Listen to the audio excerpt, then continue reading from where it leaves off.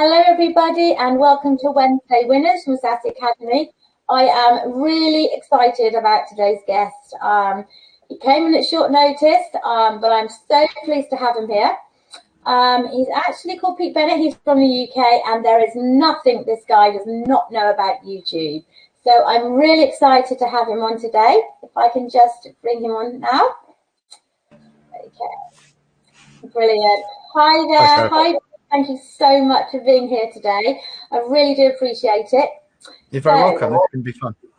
Fantastic. Okay, so why YouTube? Why should marketers be looking at YouTube? How long have we got? As long as you need with your expertise. Okay. All right. Well, why YouTube? Well, first of all, let's answer that by applying a negative. Why not YouTube?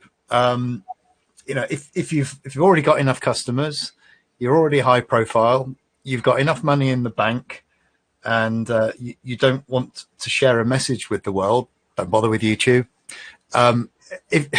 If, however, you do have a message, you do want to share it with the world, you are running a business, you'd like more customers, and perhaps there's a little bit more room in your bank account for some more money that you could squeeze in, then YouTube would probably be a good place to start.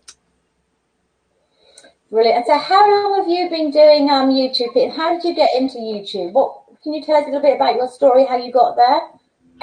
Yeah, I've been dabbling with YouTube since it started, really, which was 2005. That's when YouTube actually started. Been around a long time. But I've been seriously working in YouTube probably now for about 7 years. I've been in internet marketing since dial-up modems, grey hairs. I finished my degree. I probably finished my degree in computer science and maths before you were born. so I've been around. I am 47, you know. So I've been around for a while. But I got seriously interested in YouTube when I ran a conference call company, actually, and one of my employees, who later became a friend, also got interested in internet marketing and YouTube. And you know, I shared my knowledge of internet marketing. We experimented with YouTube, and to cut a very long story short, the channel that that he started grew into the biggest channel on the platform. So it was when it was sold in 2000. I think it was 2016 or 2018, I forget now. It was the biggest channel. It was doing 1% of the whole of YouTube's traffic, not 1% within his niche, but 1% of the entire YouTube traffic. And it was sold for, I normally say it's an undisclosed sum, but more money than you could reasonably spend in a lifetime if you tried hard, and I think they're trying hard. So there's a lot of money in YouTube, and there's also a lot of different ways of making money on YouTube. Yeah. It's a very, very versatile platform, and you know, if you like, later on we can talk about different ways. But I think most people have the idea that to be a big YouTuber, you've got to be an outlandish personality, doing things which are funny, dangerous, sexy, ideally a combination of all of those. Yeah. And it's not for grown-ups and serious people who have a serious message or a business that they want to run and use YouTube's power to bring more business into a business which they either have or one that they're considering starting. There's a lot of ways that YouTube can help, and it's all free. No, brilliant, fantastic. Well, I was actually thinking as well, so say you've got people now here in the group and we did a questionnaire and they were saying that some of them have started doing videos or they'd like to know more about it. You want to get started on YouTube, how would you suggest to start? What would you suggest to do? And that's probably quite a broad question, but how would you go about it if you're a newbie completely and want to get onto YouTube? Well, it's a good question, and I think you need to step back one level and start with the end in mind. So what's the objective of your YouTube channel? Is it to get rich and sell the channel, you know, get rich from the advertising and sell the channel? That's, you know, one way of, one reason to do YouTube, one why, if you like. Is it that you don't like selling and you'd like more leads coming into your consulting business or your coaching business or your, I guess I generally call those kind of helping professionals. So people who help people with a transformation. A lot of those people would prefer not to spend time having to sell their services. They'd prefer to spend time with people delivering those services. And YouTube can really help with that, because you don't need to sell with YouTube. What you need to do is educate. So do what you're really passionate about and do it in a way that's YouTube friendly. And then let YouTube's algorithms, people normally refer to it as a single algorithm. It's not. There are various algorithms within YouTube. But allow YouTube's algorithm to act as your unpaid sales force to go out and find people who would be interested in watching your content and buying your products or services, and allow the combination of you producing great content for YouTube and the algorithm's discovery and prospecting functions to get people into the know, like, and trust space, which means that when you do a discovery call with them or an initial consultation, there's a high level of affinity and therefore a much higher chance that it will convert. The thing about having a presence or an authority on YouTube is it changes you from being an indefinite article to a definite article. Let me explain. So you're not, I don't know, I'll use life coach as an example. You're not a life coach, you're the life coach. So you're coming out of the commodity market into the premium pricing market, because people want to talk to the person with the profile, the authority, rather than somebody who is selling what's often seen incorrectly or not as a commodity service. So, I mean, just say, for example, someone starting out now on YouTube, I mean, how quick could someone get, I mean, if they had a mentor, say like yourself, how quick could someone start to get some traction, some results on YouTube? Is it something like you've got to put videos out daily for a certain amount of time, or, I mean... It depends on the niche and how hot the niche is. In other words, how much demand there is compared to supply. And we can talk about this as well. Also, to be successful on YouTube, you need to produce videos that people want to watch, because if you do that, then YouTube will promote those videos to other people who may want to watch them, and your channel can take off. It's an overused term. It can grow exponentially or it can go viral.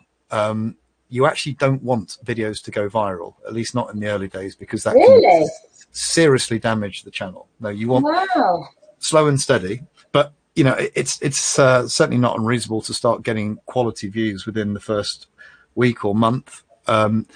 It's a cumulative process. So as you put more content out there, then every time you put new content out there, then the audience will grow and become more appreciative.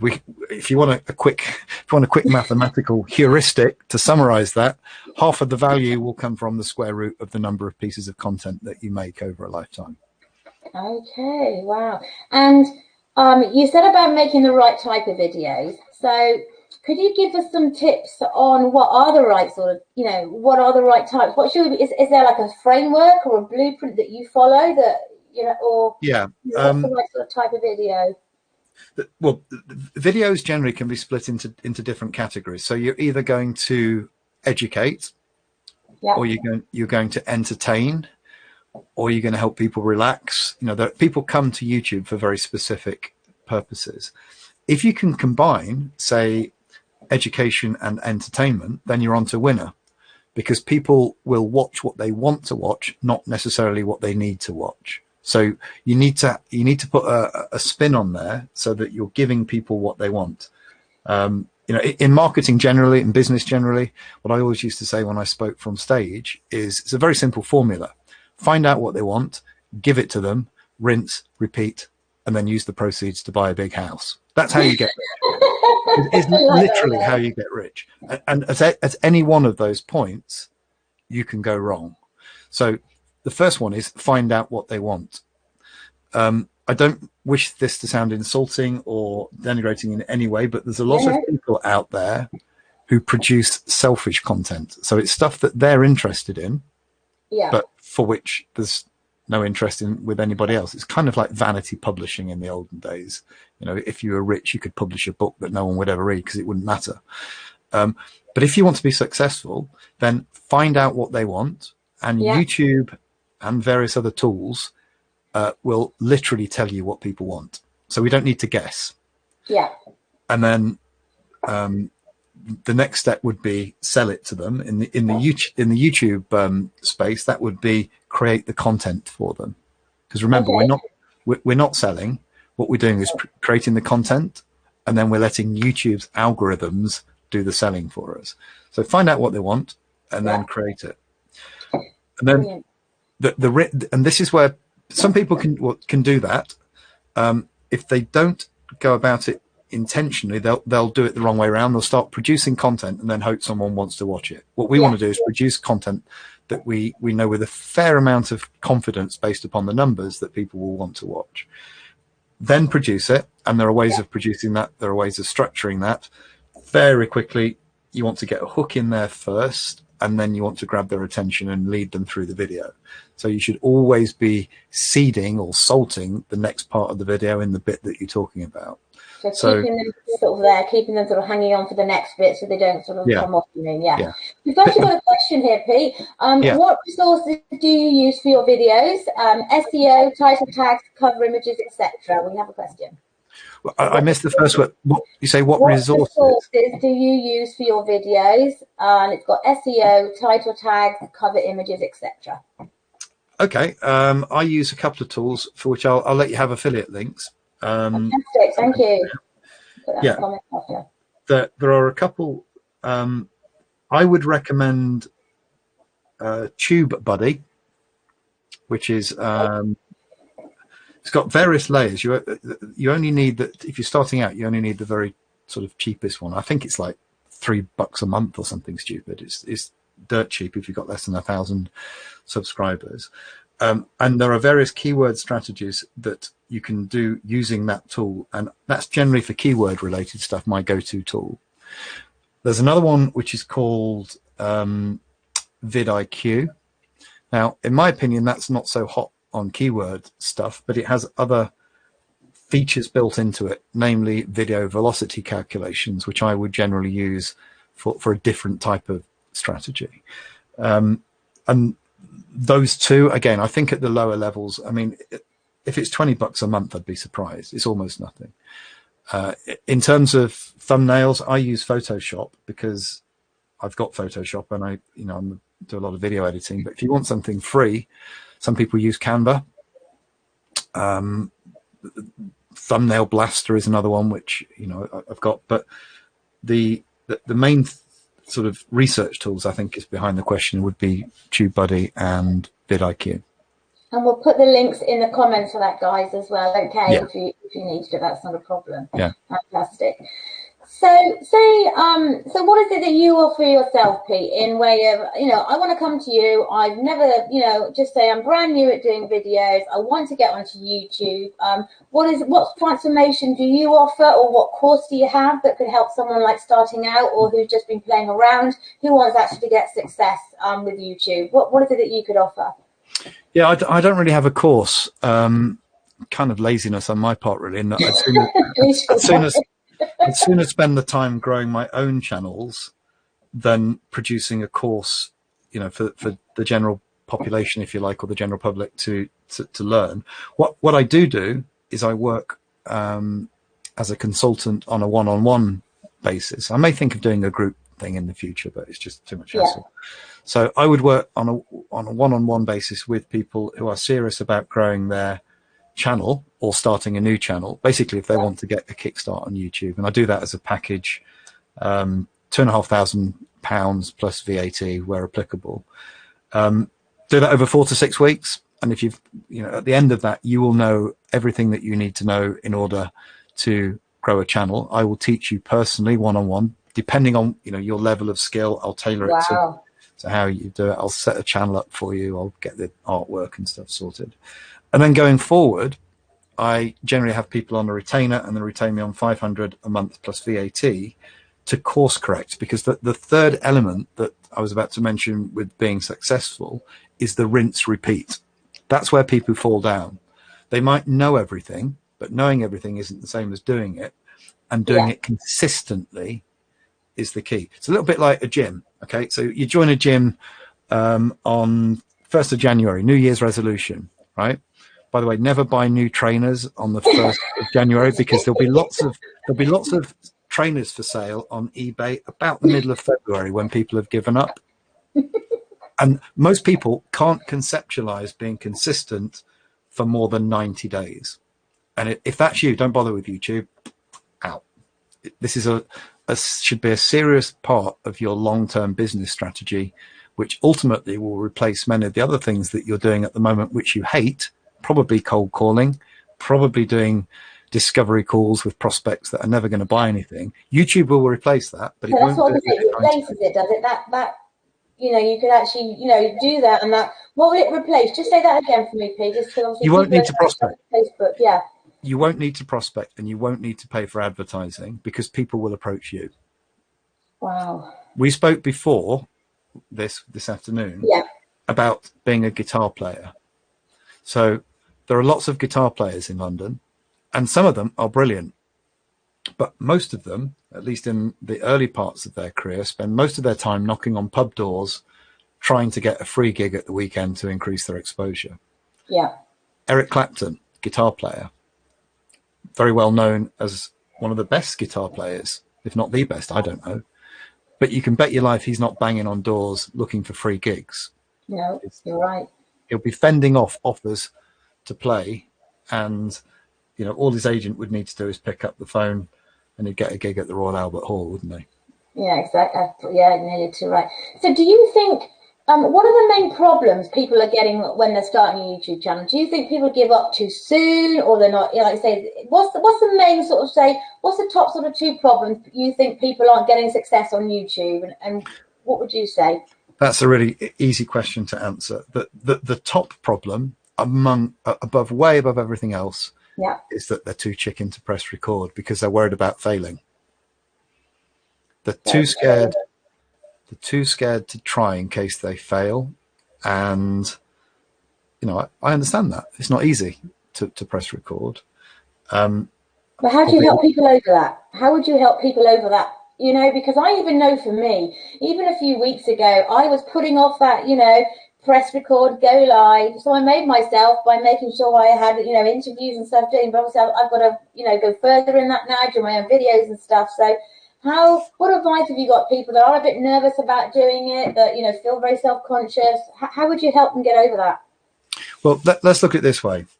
If you press record and you don't like the video that you just recorded, no one's going to force you to post it. You can just delete it. Try again. Okay, you don't need to go live. I mean, going live is a great strategy, by the way, but not necessarily for the first time. Let's say that you do a video and nobody watches it, which is a fear. Well, so what? No one's seen it. You may as well have not posted it. It doesn't matter. But what you'd get, even with that, if nobody watches it, is you'd get data from YouTube's analytics that may very well help you create the next video that people would watch. Remember, find out what they want. YouTube's algorithm, once you start posting, whether or not you get good views or any views, will start to help you and steer you in the direction of producing something that people do want. The next thing that prevents people, and I find this quite funny actually, the next thing is, I don't have the right equipment. I use that one. It's like, hang on, you've got a smartphone, right? You've got more equipment in your pocket than the British Broadcasting Corporation had for most of the 60s. So don't tell me you haven't got the equipment.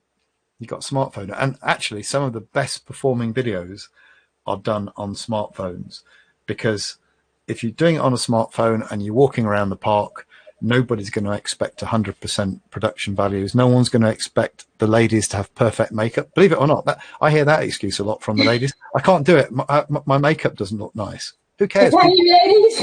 Yeah.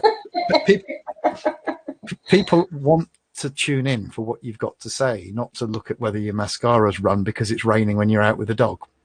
And I think they like authenticity. They like to see the real you, don't they? I mean, How many views do you have now, Pete, on your channel? How many? Oh, I've got lots of channels and lots of, I don't know. It's certainly in the thousands, but I run lots of different channels. Many of them, actually, they don't feature my face or my voice at all. They're faceless channels. Okay, so that's a possibility for people who are a bit shy to start off, not having their face on there, just doing. Well, yeah, I mean, you can treat a channel very much like a piece of property. So you grow it and you use either voice actors, or there's even software that can do a lot of this now, to grow an asset which you then sell.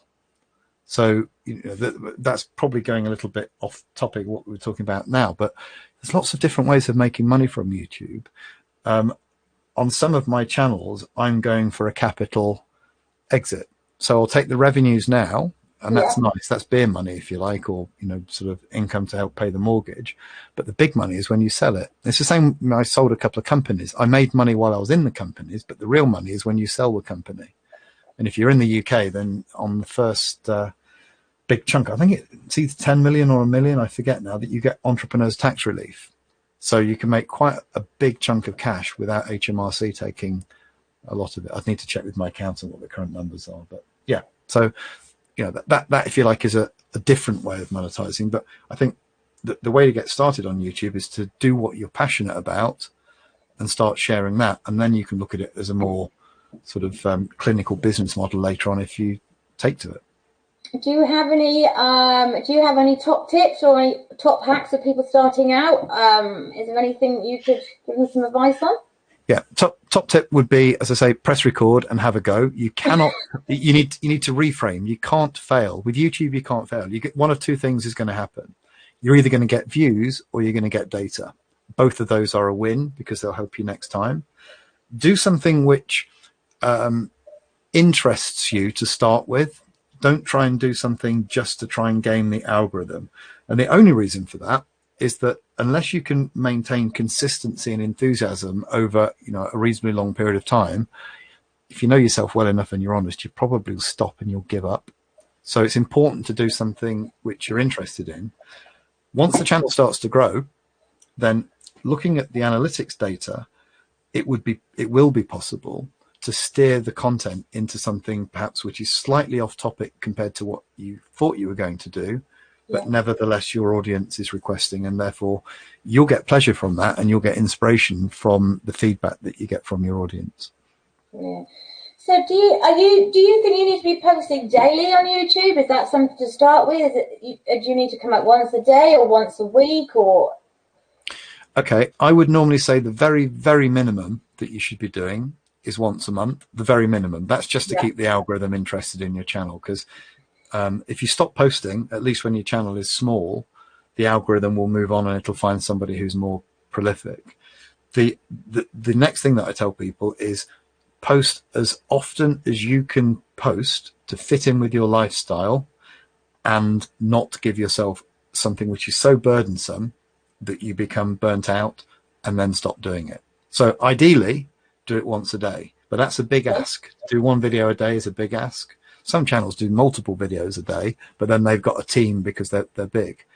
Do 3 a week, do 1 a week, but do something where you know that you can be consistent. And as a rule of thumb, I always recommend people to try and produce videos at twice the rate that they're posting. So if you were going to post once a week, try and do 2 a week, because that means for every week that you do 2, you've got 1 in the bank, so that if you ever want to have a break from it, or you're ill, or sometimes life just gets in the way, doesn't it? Sometimes you just don't feel like it.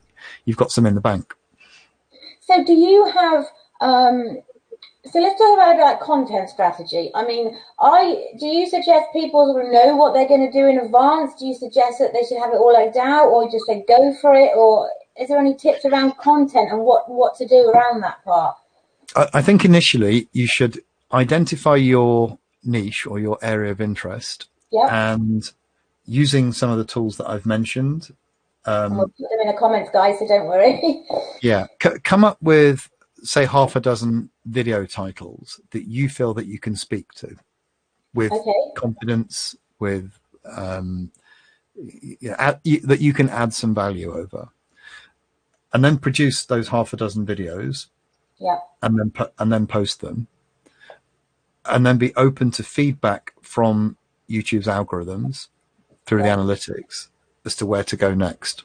So don't go and make 100 videos before you post the first one, because you might find out that nobody's interested in it, in which case you've wasted time. But I think it's important, as humans, to start getting some feedback soon. So half a dozen feels about right to me. But if it was 5, if it was 7, if it was 3, the point is you've actually done it and you've got it out there. Keep going and not give up. Just keep on going. People give up far too easy. Yeah, sorry, darling. So record as many as you can, someone says, but keep them for a posting schedule. He said, is there any argument for choosing video areas that have a higher ad revenue?